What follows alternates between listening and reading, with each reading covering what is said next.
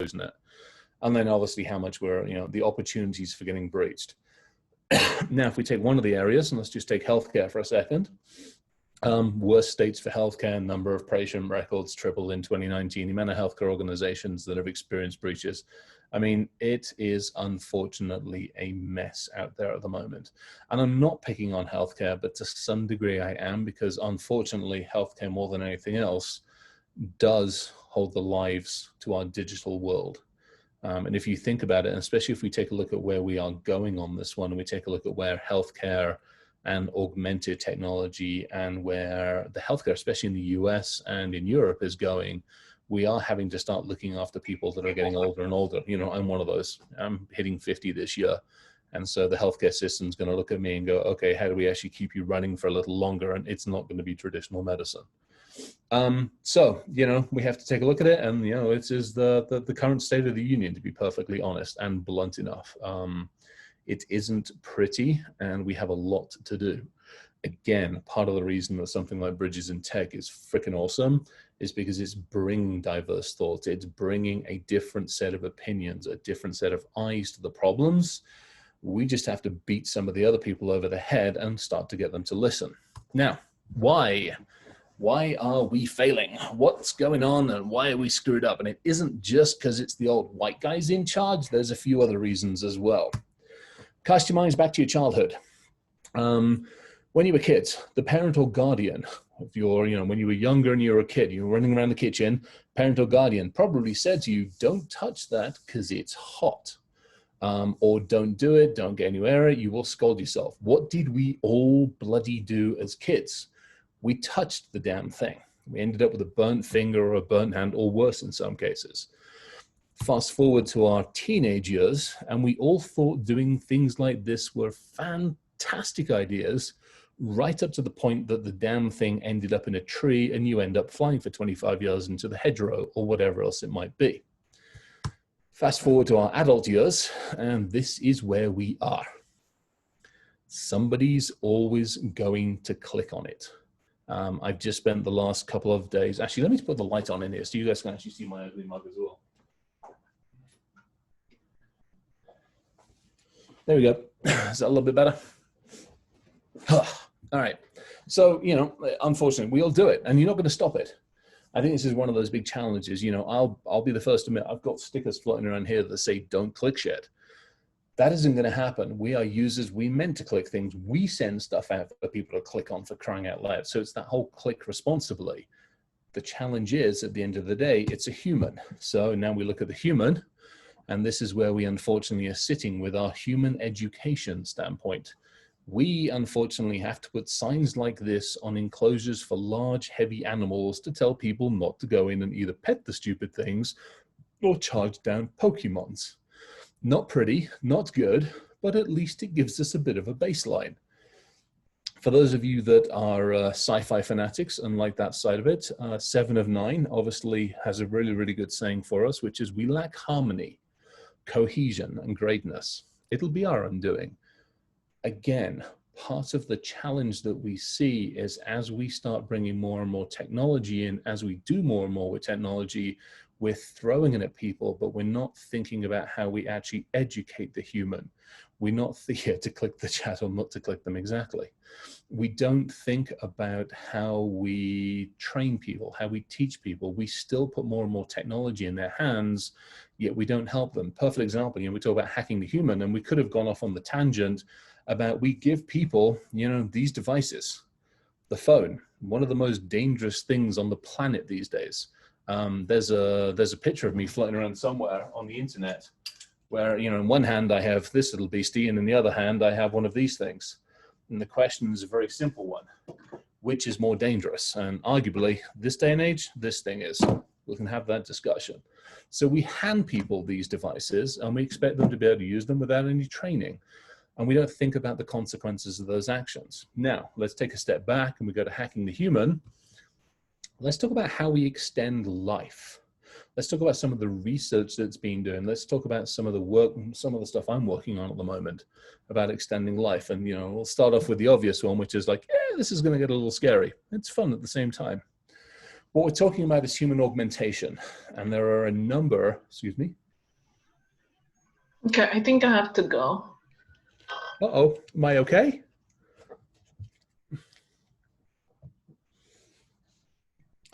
We talk about a number of different things, human augmentation, where we talk about blurring the lines, obviously, between biology and technology.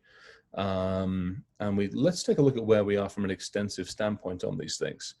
So on the left-hand side of this is kind of where we are from a normal and a standard standpoint at the moment. Everything from embedded technology in the augmentation of the ears and the head, temperature sensors on the stitching side of things, hydration, complex systems, and blood oxygenation. We'll go into this a little bit more.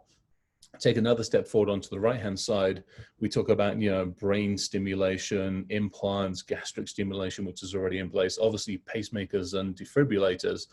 All of this is technology-based that we're basically putting in or looking to put into the human. And then we take a look at the screen on the bottom, which is basically, we have wearable energy devices. Oh, yes, we do. And we start taking a look at the prosthetic side of things. We start taking a look at the angioplast and all the ECG and the EEG recording capabilities that we're building into the human side of technology. Then we go, okay, well, this is really, really cool, but how are we integrating it? And we start taking a look at how the body is now working with the various different pieces of the technology. And a lot of it's coming down, again, to these devices that we have. So a perfect example, and we'll talk about it in a little bit, are the gastric tablets that you can now take, which will actually communicate with a patch that's on your arm that then communicates with the telephone, which then obviously does telemedicine back to wherever it's going to be. We have the same thing with insulin pumps that are embedded insulin pumps that are talking Bluetooth or BLE out to EEG sensors and various other things. I think we talk about it in a minute, some other architectures.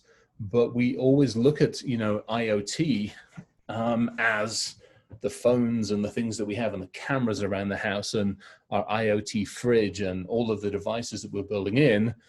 We're not thinking about IoT as something that's going to end up in the body. And, we all know the problems and the challenges we have with, the IoT cameras and the baby cams and all the other stuff. And it's that same issues and same challenges that we're now building into the body. So yes, IO-bloody-T. Now, this is fun. If we want to hack the body, now this is hacking the body from the outside. The hacking the body from the outside still relies, as you can see on here, all the different types of wireless signals.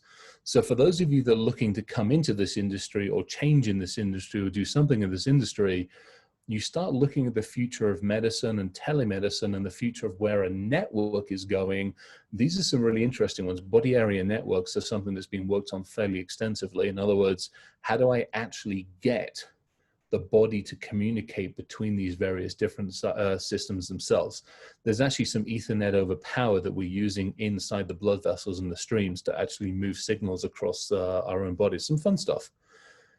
And again, great and wonderful, but unfortunately, it's a lot of it has still got some issues. We're using Bluetooth in the same way we use Bluetooth on these. If I can hack your Bluetooth here, be damn sure I can hack it on your body at the same time.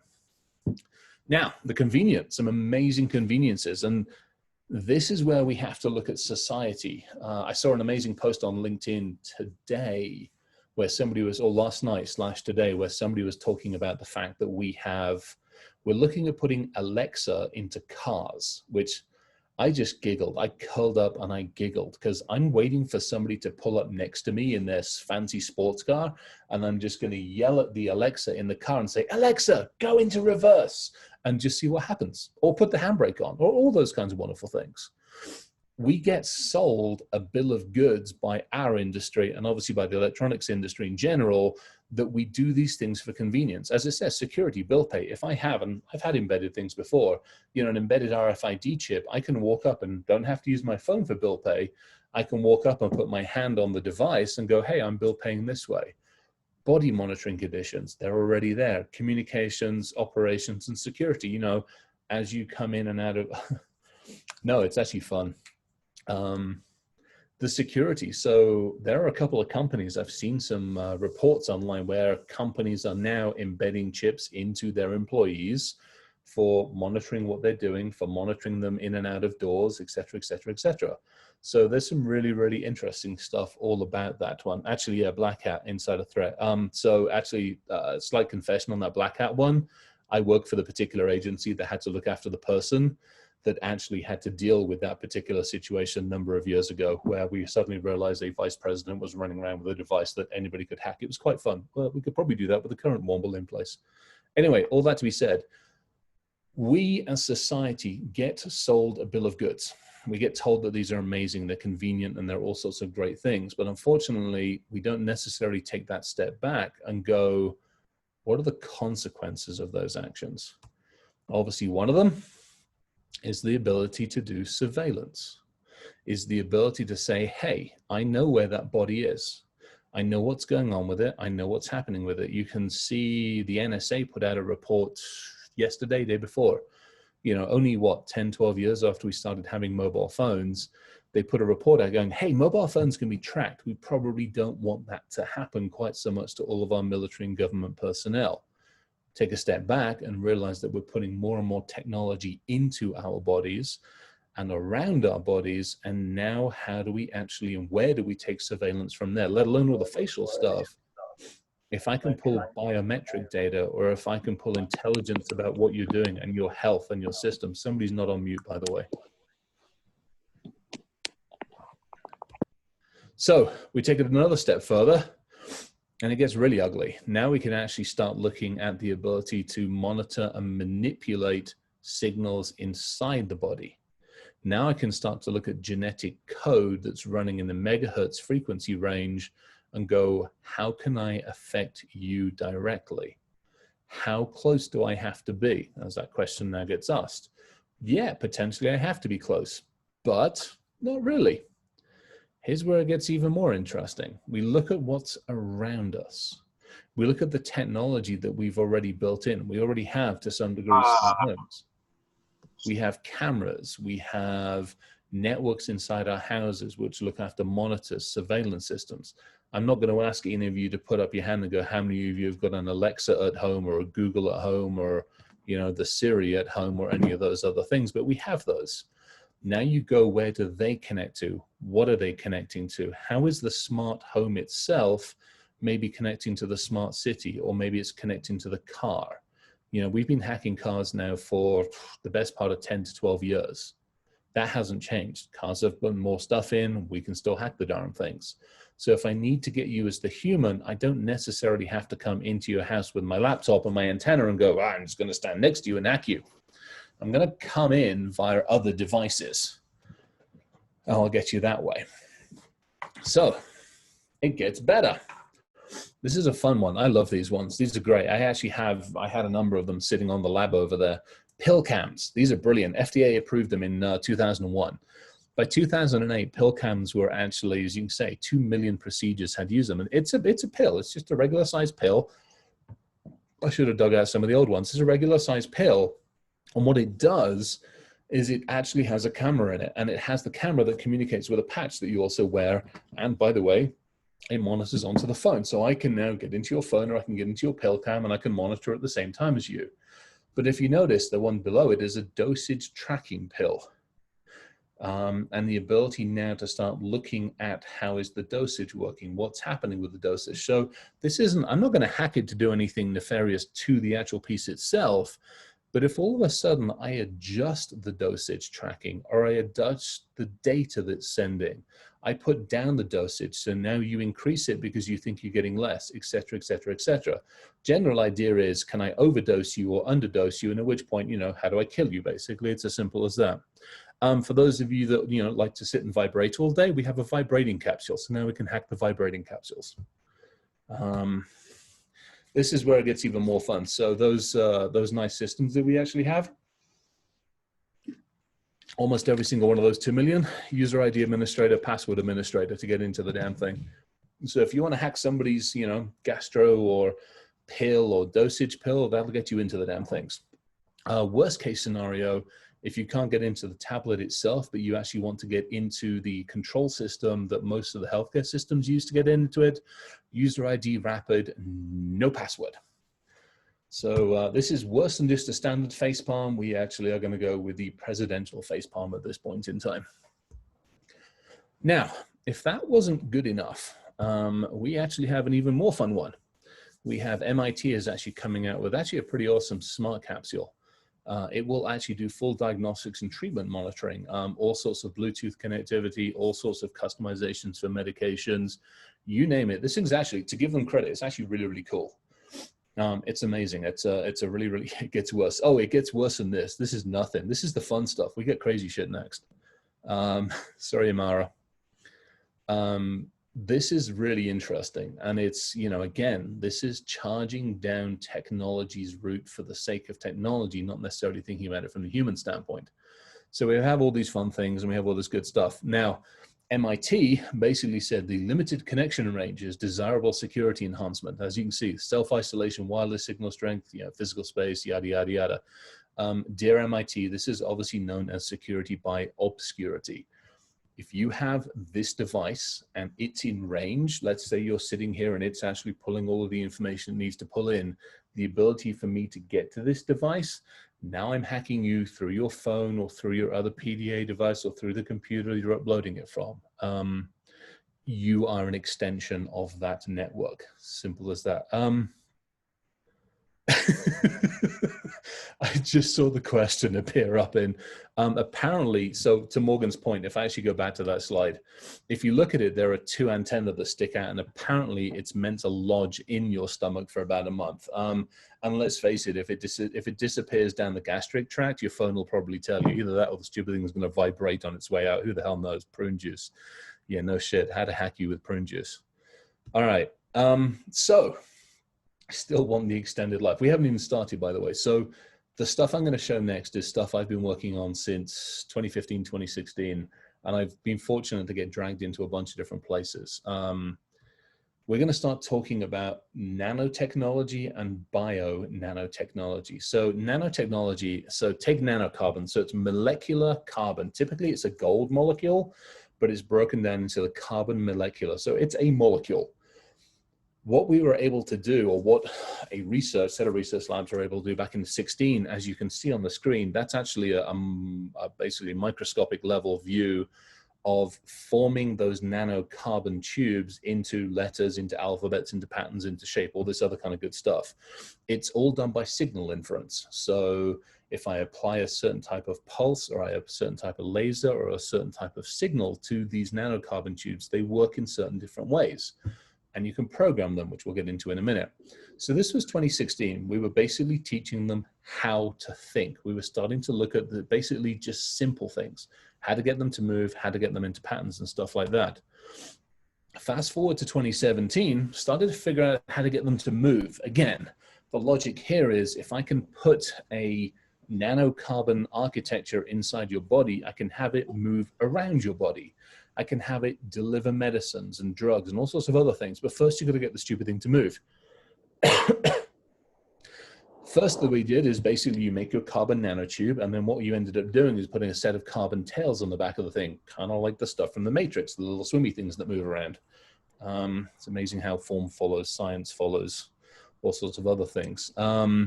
You can get them to move, as it says. Basically, MRIs were used fairly extensively in this one. The next thing we ended up figuring out from that one is getting them to actually understand how to do coding. So if you notice on that A plus B plus, you know, C and C and stuff like that, they're all different types of gate carbon nanotubes. So different types of ones have different types of functions. All this to be said, what we're trying to do is build more and more complex machines at a molecular level to do certain functions around the body. And we're almost there. So at the moment, microneedle is injected through a standard needle into the eye. So the ability now to actually get these things to go into the eye and do basically microscopic surgery at a molecular level. Blocked arteries. Some amazing stuff on blocked arteries that can actually be done by iron oxide beads that literally go around and unblock the artery. I mean, it's like using Drano for the body. I wouldn't advise doing Drano. Our president said use the freaking chemicals. Don't do that either, please. As it says, you know, drill through the arteries. And then classical biopsies. So the whole concept are basically a polymer architecture that's nanotube constructed that will then expand and basically put more bioengineering stuff. Yeah. 2010. Yeah, there's some amazing research from Nina. Some of this shit's actually fantastic. It's kind of fun being just part of this stuff. So what we end up finding out, and this is the newer stuff that we've actually been working on, is we can use what's known as, we can actually code and we can encode these, and there's all sorts of engineering. So this is where science and, you know, biology and science and technology and chemistry and physics, to be honest, on this stuff, sits down and gets together with the coding folks. And then we get together and we start looking at, okay, how do we do this from an engineering standpoint? How do I actually get these ready things to talk? So in the best ways of XKCD, we're going to do a little bit of science. On the left-hand side of the screen is a piece of software called Cello. Cello uses something, as it says, Verilog, that something looks like a cross between BASIC and assembler. And the whole idea here is it's basic level gate engineering code. What you're trying to do is you look at the second layer, and then that third section on the right-hand side is you're building a set of codes that you can then turn into a signal wave.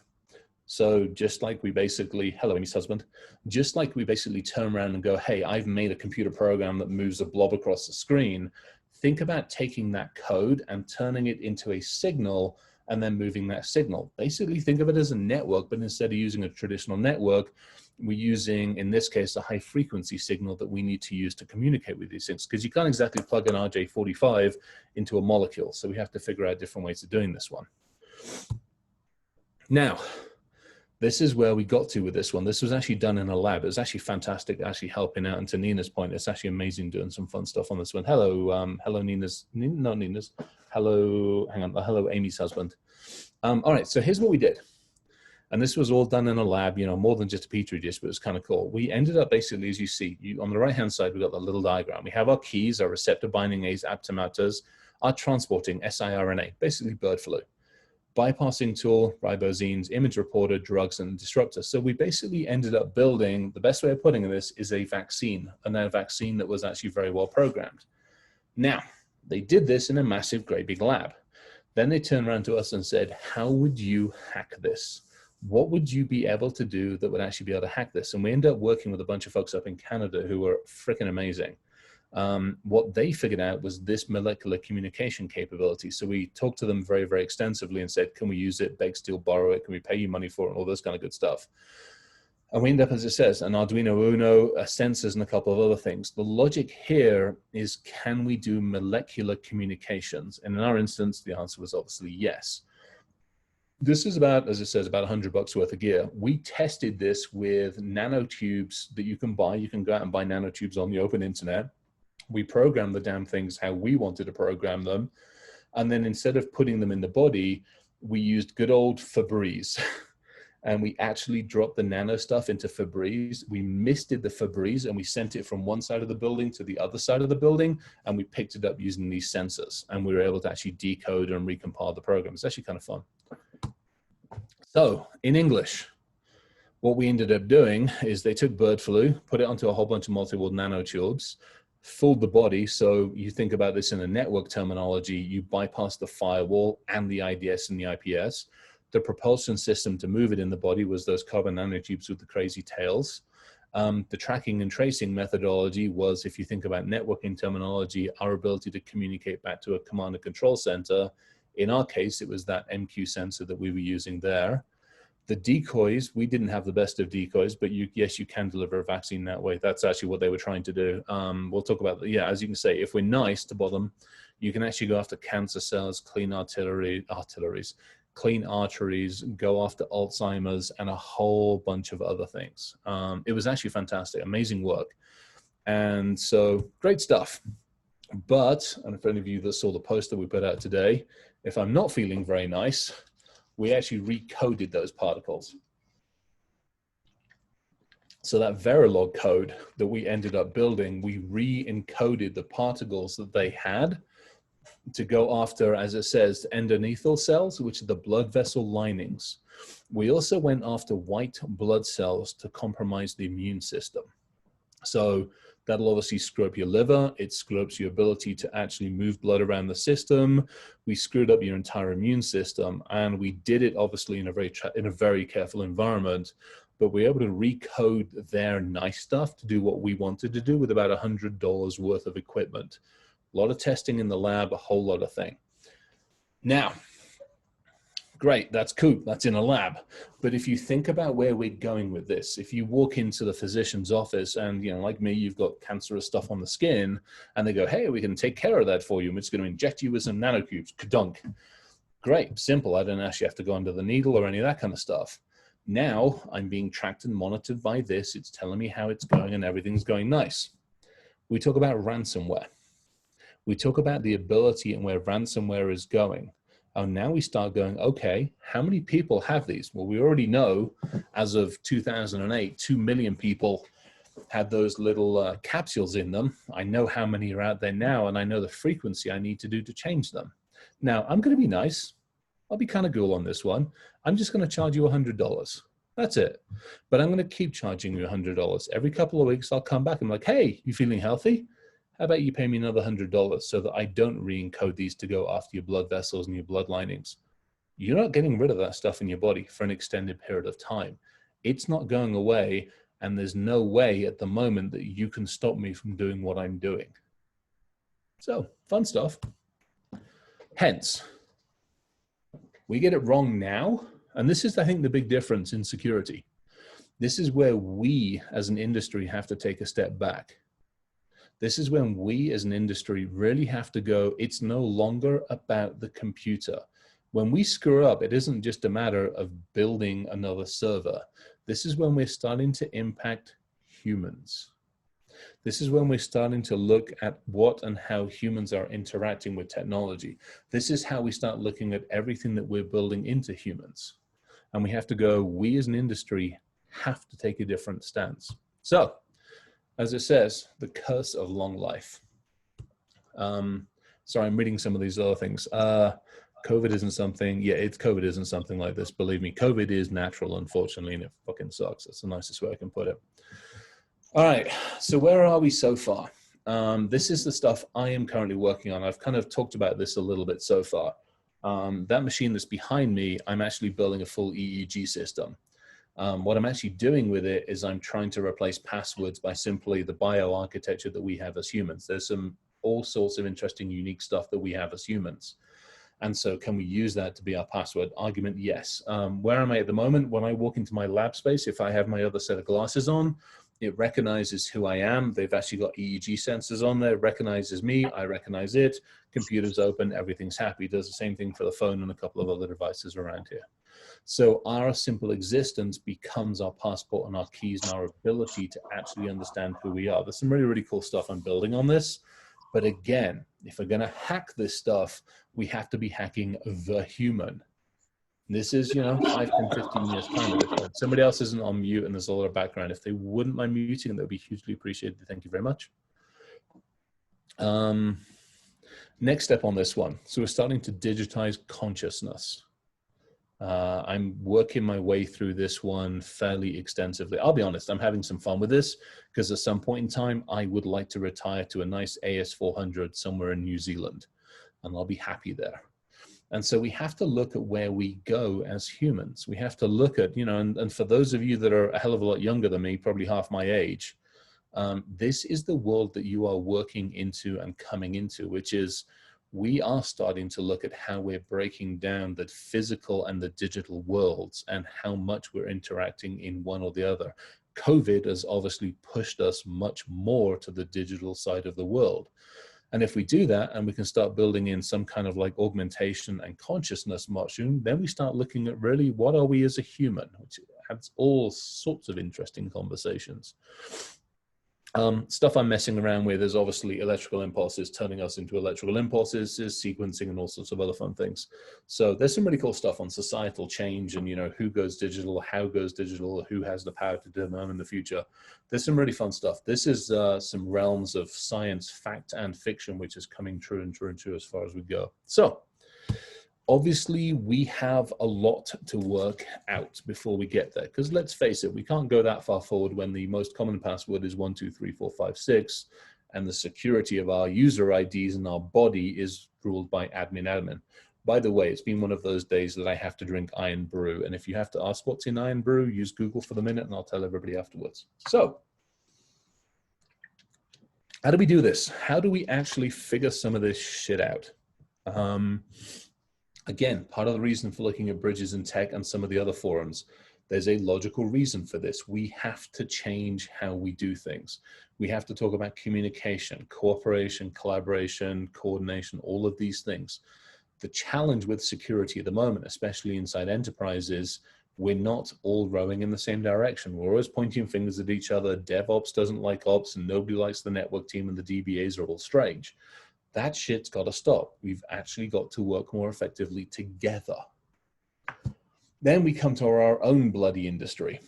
Our own industry has an amazing capability to rename all sorts of interesting stuff with weird shit ass acronyms that nobody outside of our industry has got a freaking clue what the hell we're on about.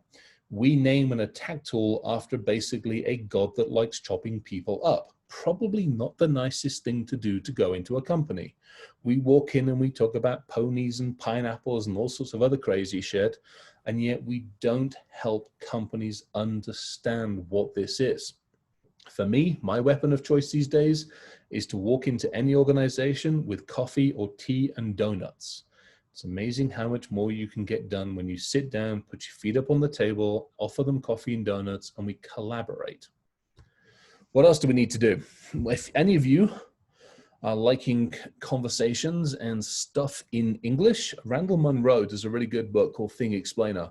I will plug Wiser for a second. It's the training company that I'm actually hanging out with on a part-time basis. We have started to build a compendium or a Wisenary, or basically a dictionary of geek terms into English. And spending a whole bunch of time doing that. We've got like 40 or 50 done. I got another couple of hundred on the table. The idea is you can look at the terms, you can change them out, and you can start to use English terms instead of geek terms. That way, everybody starts to understand us. And we need to understand things in, you know, how do we talk a language everybody else understands? Biggest one of the biggest ones, ask more questions. I used to be one of those advocates for trust and verify. I no longer am an advocate for trust and verify. I think I've got to the point where I want to verify, and maybe I'll think about trusting, but I'm going to continue to verify. Cynical old bastard at this point in time, but I think we need more and more people to be at that point. The simple fact of the matter is too many people take things at face value, and it sucks because I'd love to be able to do that. But as a society, we are getting our asses handed to us by people who are taking advantage. And the only way that we help educate the population is to help them ask a few more questions so that they can help protect themselves. Lots to be said on that one, obviously. This is another big one. We have to collaborate. DevSecOps is obviously one example of that, but there's obviously plenty more. And it really is to be one of those where we, the security folks, have to come to the rest of the industry with cap in hand and go, look, we've been the special snowflakes for 25 years. We've kind of been the arses as well to some degree. Sorry, how do we do this differently? How can we work together? Mark Miller, Andy, and a bunch of the other guys are doing DevSecOps. DevSecOps is about to do its 24 hours. It's like DevSecOps for, there's a 24-hour one. It's freaking free to be part of. Go and bloody do it, please. Anyway, that's my plea to that one. That's huge. The other big one, we got to share. We have to be more effective at sharing. Sharing intelligence, sharing information, sharing when and where we've screwed up, sharing how we've screwed up. And we need to do it quickly and effectively. This crew here, Joanna and the team have put together an amazing group of people, and all of you are fantastic. If I have a problem, I know I can come and ask a question, but conversely, if I realize that there's something wrong going on, I can at least alert each one of you, because now we have a conversation that's going. We can ignore the lawyers for a little bit, and maybe we can have a back channel conversation and go, hey, let's figure this shit out. This is the other one, and actually this is really to Amy's point. Amy did a freaking amazing call last week, and I loved it. Because as it says, we have forgotten the people. Let's be perfectly honest. We have obviously ignored the process. Otherwise, we wouldn't be in the shit show we're in. And we have gone there and said, hey, technology is the savior to all. Guess what? It isn't. For 20 odd years, we've chased technology. It hasn't fixed it. It's actually made things worse. Let's actually take a step back and look at the people in the process, please. That is a plea from a hacker. This next one's for us. That's actually me with one of the Bookmarks. You guys have seen it. We, the industry, we have to unplug every now and again. For those of you coming into this industry, it's amazing, it's fantastic. It's like freaking squirrels on speed and acid with the extra bit of iron brew thrown in for good luck. There's more shit to break and more shit to fix than we know what to do with.